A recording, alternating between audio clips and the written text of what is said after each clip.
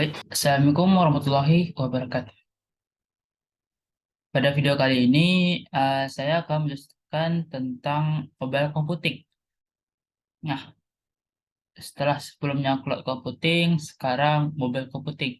Nah, apa sih mobile computing itu? Kita masuk saja ke table of content-nya. Table of content di sini ada dua. Yang saya mau jelaskan tentang table of content ini, yang pertama pengertian, fungsi, dan perkembangan dari mobile computing. Lalu yang terakhir itu aplikasi dari segala bidang tentang mobile computing. Nah, kita masuk ke bab satu, yaitu apa apa pengertian dari mobile computing itu. Nah, mobile computing adalah sebuah istilah yang digunakan untuk menggambarkan aplikasi pada piranti berukuran kecil, portable, dan wireless, serta mendukung komunikasi. Mobile computing adalah teknologi yang memungkinkan transmisi data melalui komputer tanpa harus terhubung ke sambungan fisik yang tetap. Next. Lalu komputasi mobile, itu dalam bahasa Indonesianya. Pengertian dari mobile computing sebenarnya adalah mengacu pada teknologi yang memungkinkan transmisi data, suara, dan video melalui komputer atau perangkat berkemampuan nirkabel lainnya. Kata mobile di sini itu mengacu pada akses bergerak, di mana pengguna tidak dibatasi pada lokasi geografis tertentu. Nah, seperti lanjut, selain itu mobile juga berarti dapat merujuk pada akses di lokasi tetap melalui peralatan yang dapat dipindahkan oleh pengguna sesuai kebutuhan, tetapi tidak bergerak saat beroperasi, di mana operasi ini sering disebut komputasi nomaden atau nomaden computing. Nah, dari penjelasan yang sudah dijelaskan ini, kita dapat mengambil kesimpulan bahwa mobile computing ini itu sebuah teknologi yang memungkinkan transmisi data melalui komputer atau device yang nirkabel yang komputer yang wireless, portable, dan berukuran kecil. Itu setelah itu bebas untuk kita bawa kemana saja, lalu tanpa dibatasi oleh lokasi geografis tertentu, lalu peralatan ini bisa dipindahkan oleh pengguna sesuai kebutuhan. Nah, setelah kita tahu penjelasan ini, pastinya kita tahu alat apa saja yang disebutkan dalam mobile computing ini. Pastinya itu seperti laptop, handphone, dan sebagainya yang berukuran kecil. Dan di yang device berukuran kecil itu kita bisa mentransmisikan data, suara, dan video. Next, kita masuk pada fungsi mobile computing. Nah, fungsi mobile computing ini memberikan konektivitas secara real time dan mendapatkan akses ke sumber daya setiap saat. Nah, misalnya handphone kita nih, handphone kita udah aktif data seluler. Pastinya setiap saat terhubung, mendapatkan akses jaringan setiap saat dan secara real time. Lalu fungsi kedua dapat berinteraksi dengan pengguna melalui jaringan internet. Hal itu sangat berguna untuk membangun relasi bisnis dengan pelanggan dan keterlibatan sosial lainnya. Nah, ini interaksi menggunakan pengguna melalui jaringan internet. Nah, apa aja tuh? Nanti ada di aplikasi-aplikasi mobile computing. Di sini selanjutnya sangat berguna untuk membangun relasi bisnis. Nah, misalnya seperti Shopee dan segala yang sama seperti Shopee atau aplikasi-aplikasi yang sama seperti Shopee dan keterlibatan sosial lainnya, ya seperti bisa berkomunikasi dengan orang lain dan sebagainya seperti itu. Lalu next kita masuk perkembangan mobile computing. Nah, perkembangan mobile computing yang dijelaskan pada video kali ini saya singkatin perkembangannya, dimulai dari personal komputer. Nah, di sini personal komputer sejarah ini diawali dengan terciptanya device atau hardware komputer, khususnya personal komputer atau PC. Saat ini, PC berawal dari perkembangan komputer besar yang harus digunakan oleh lebih dari satu orang. Kemudian, komputer besar menjelma menjadi komputer personal dalam ukuran yang lebih kecil, sehingga ditemukannya chip prosesor pada tahun 80-an yang sering kita dengar adalah Intel Chip 4004 yang diciptakan pertama kali pada pertengahan 1971. Sekarang kita masuk ke networking, LAN, dan WLAN. Setelah komputer personal diciptakan, para pakar berpikir untuk menghubungkan komputer satu dengan komputer lainnya. Ini diawali dengan diciptakannya jaringan internet dunia. Setelah itu, diciptakanlah jaringan komputer lokal atau local area network LAN dengan maupun tanpa server. Seiring dengan perkembangannya zaman, komputer diciptakan untuk memenuhi kebutuhan manusia. Komputer pun dibuat semakin kecil ukurannya dengan kemampuan setara dengan komputer desktop. Sampai saat ini, komputer portable atau laptop ini menjadi alat terfavorit karena kesanggihannya disimpan dalam ukuran kecil, kompak, dan mudah dibawa kemana-mana. Nah, next. Begitu juga dengan telepon, semakin meningkatnya kebutuhan manusia dalam hal berkomunikasi, maka telepon pun juga dibuat portable atau mudah dibawa. Sama juga dengan laptop, telepon pun menjadi portable, telepon pun juga menjadi portable dengan diciptakannya handphone. Nah, berawal dari handphone, fungsinya pun juga makin bervariasi, mulai dari musik, kamera, video, game, bahkan alat pendeteksi posisi atau GPS. Sekarang kita masuk ke mobile computing. Setelah semua alat komunikasi kompak seperti pagar sini, handphone dan laptop maupun sejenis terciptanya mobile computing ini, maka diciptakanlah sebuah hubungan yang memungkinkan penggunanya untuk melakukan komunikasi saat sedang melakukan perpindahan. Jika sebelumnya kita hanya dapat melakukan hubungan atau koneksi saat kita sedang diam, seperti sedang berada dalam jaringan LAN, maka teknologi ini menjadi paradigma baru dalam melakukan suatu koneksi. Teknologi ini memungkinkan kita untuk melakukan distribusi data walau kita sedang berpindah dari jaringan satu ke jaringan yang lain. Contohnya, saat sedang melakukan transaksi dengan bank, kita harus melakukan login, transaksi, atau transfer. Nah, kemudian kita menerima laporan walaupun saat itu kita sedang naik mobil berkecepatan 100 km per jam. Nah, ini adalah perkembangan mobile computing. Nah, sekarang kita masuk akhir dari bab 1. Kita masuk ke bab 2, yaitu aplikasi mobile computing di berbagai bidang. Nah, di sini bidang-bidang bukan seperti yang kalian pikirkan. Bidang-bidang seperti bidang kesehatan, bidang bisnis, bidang apapun itu. Ini ada beberapa yang sama, tapi ada beberapa yang saya kiranya aneh di pikiran saya. Saya pun tidak tahu mau menjelaskan bagaimana tentang bidang yang disuruh ini. Aplikasi mobile computing di bagai bidang yang pertama itu bidang kendaraan. Nah, bidang kendaraan ini bisa kita pikirkan itu banyak ya aplikasinya. Tapi di sini aplikasi yang saya ambil itu My Pertamina dan GPS. Nah, My Pertamina di sini itu ya pasti untuk memastikan proses penyaluran BBM, subsidi, benar-benar tepat sasaran. Itu untuk kendaraan.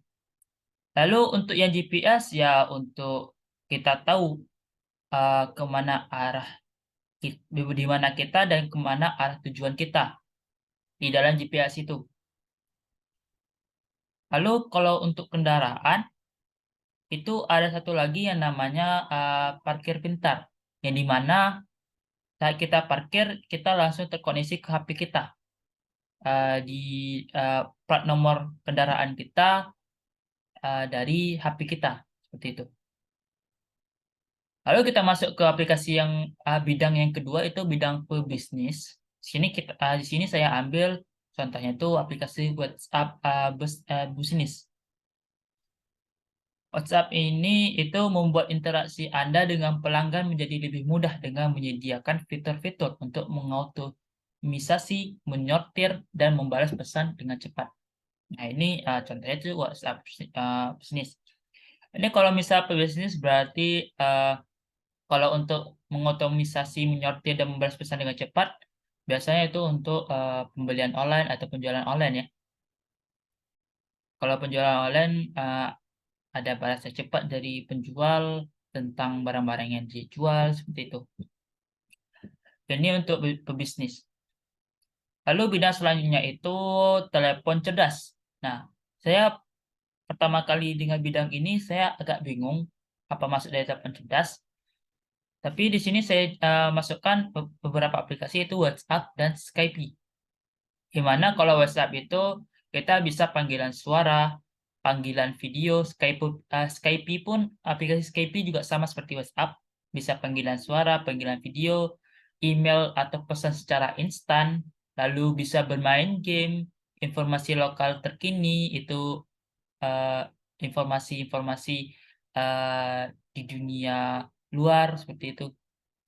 Lalu peta seperti GPS atau Maps, Google Maps contoh satu-satunya.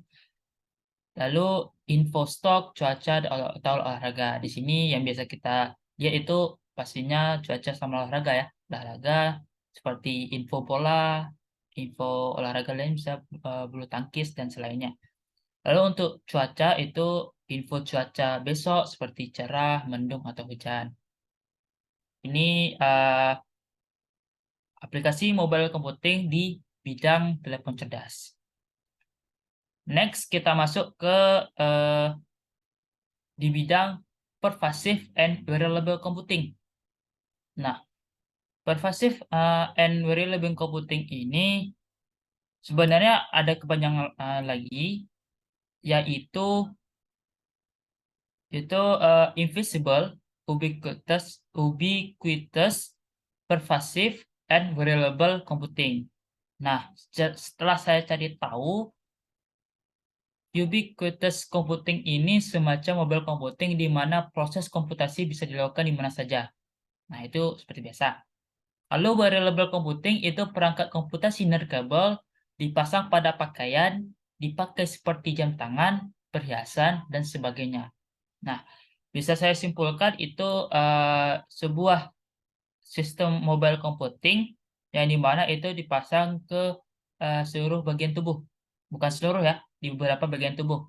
Misalnya kita ambil contoh di tangan kita itu smartwatch. Nah, di smartwatch terbaru sekarang ini itu smartwatch-nya bisa tersambung ke mobile kita atau handphone kita.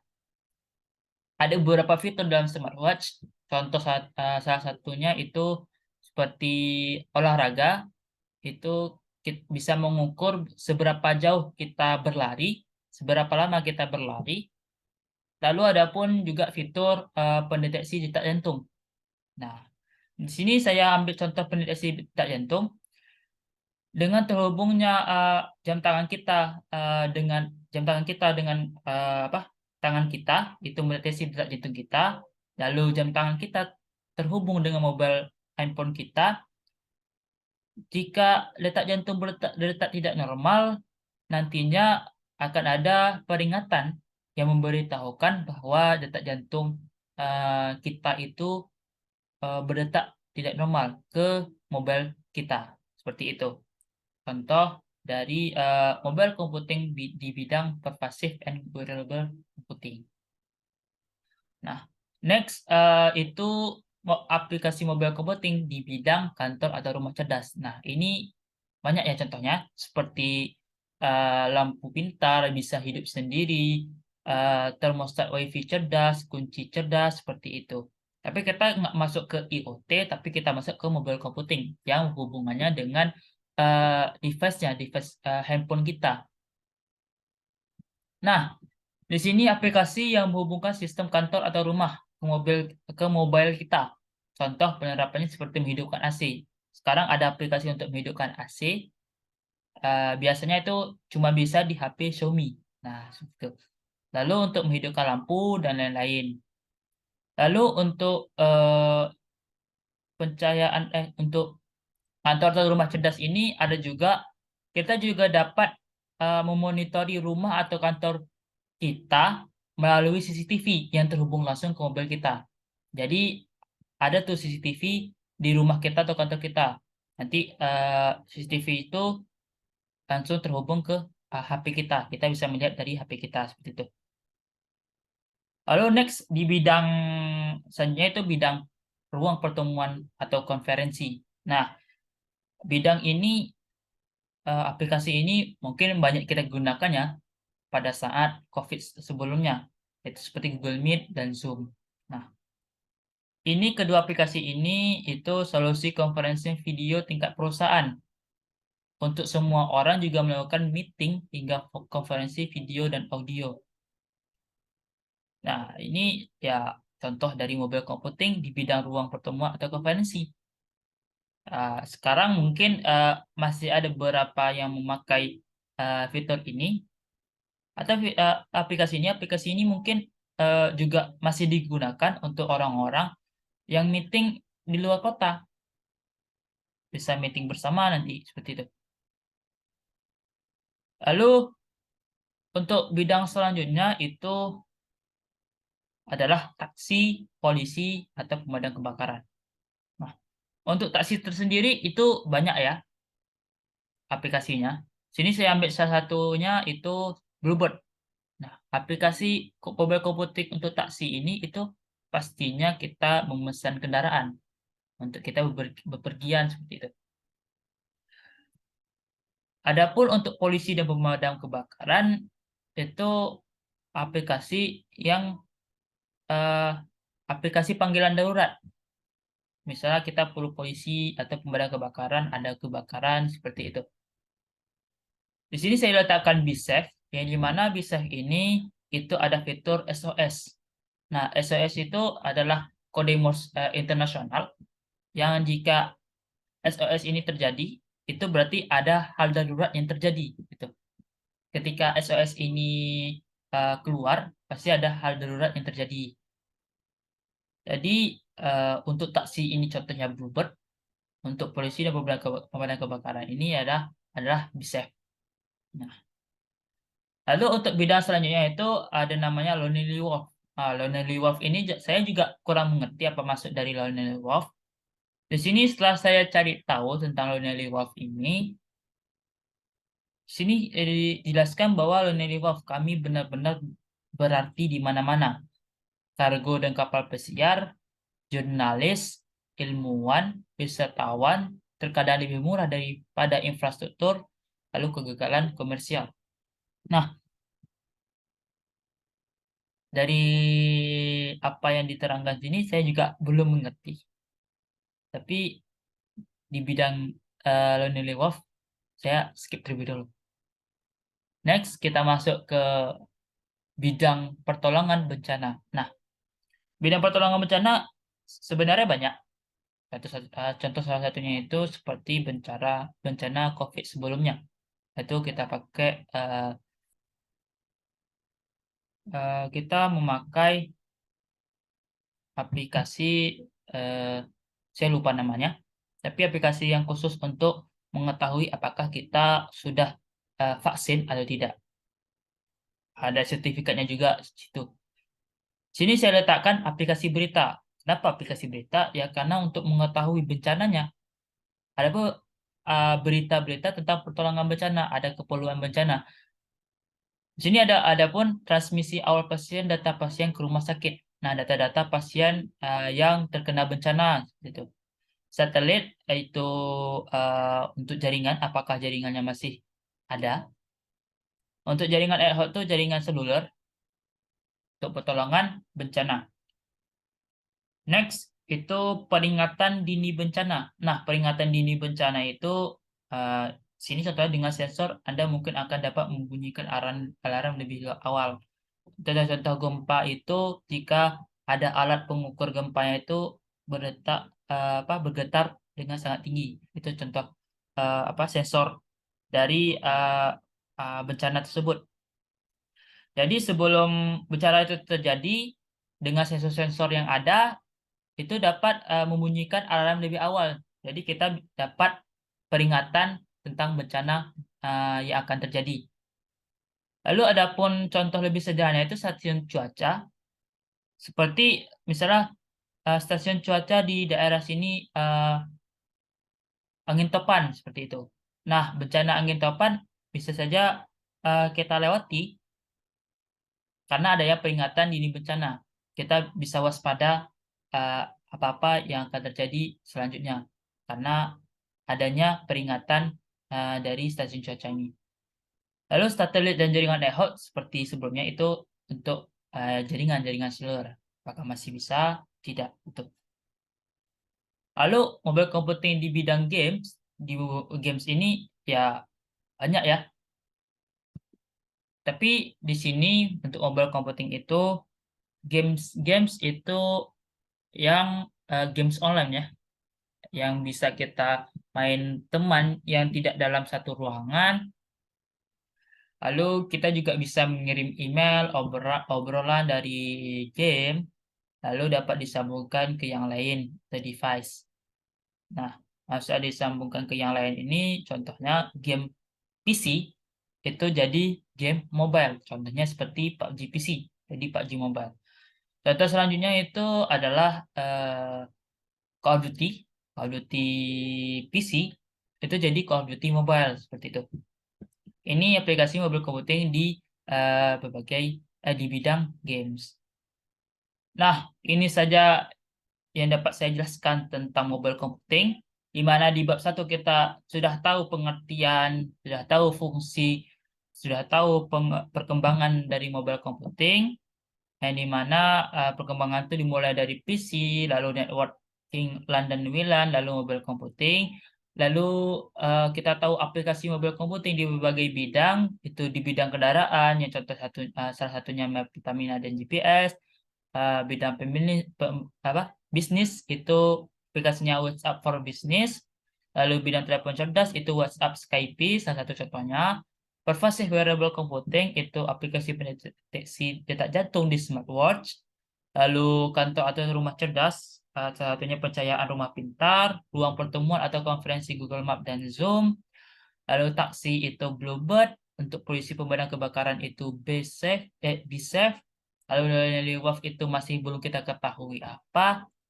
Pertolongan bencana itu aplikasi berita atau peduli lindungi itu aplikasinya, baru saya ingat.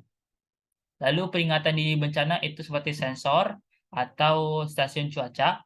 Dan yang terakhir games itu seperti game-games online. Seperti contoh jadi PUBG dan Call of Duty Mobile.